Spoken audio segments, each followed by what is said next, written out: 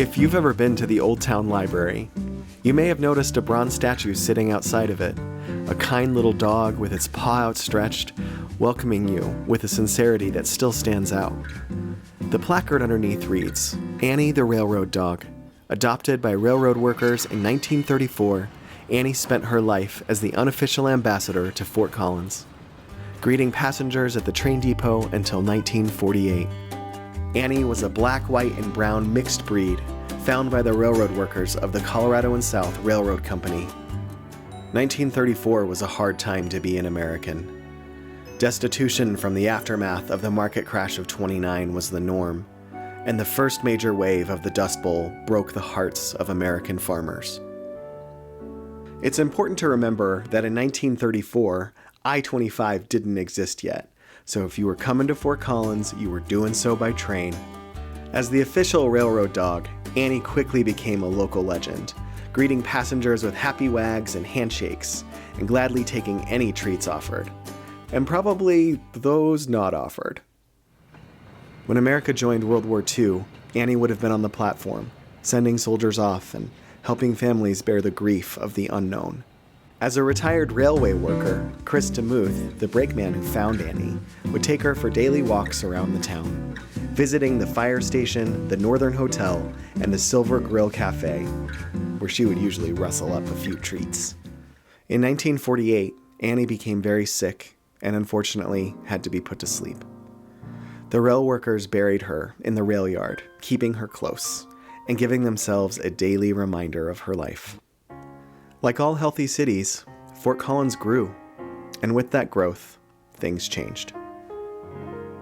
In 1984, the Burlington Northern Railroad Company, which succeeded Colorado and South, needed to remove the railroad tracks at what became the former depot, and suddenly, Annie's grave was in danger of being destroyed. Thanks to the Fort Collins Historical Society, the Fort Collins Museum, and Loretta Burdett, daughter of Chris DeMuth, enough pressure was put on Burlington Northern to keep the gravesite intact, which in the construction world is no easy feat. Just 10 years later, another redevelopment threatened the vulnerable gravesite.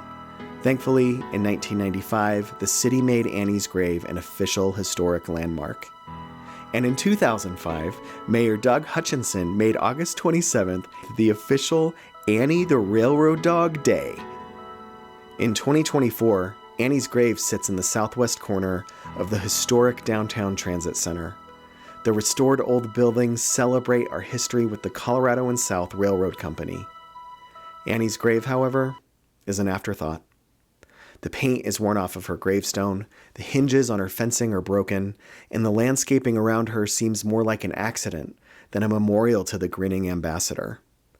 Of course, we could think that Annie's grave is nothing more than a sentimental marker, but history has this way of awakening us to connection. Fort Collins is an absurdly dog-friendly city, and of course we are. For 14 years, Annie was our town mascot. Annie's grave is a snapshot of the kind of community that Fort Collins was during some of the most tumultuous of our country's history. The Great Depression, the Dust Bowl, and World War II.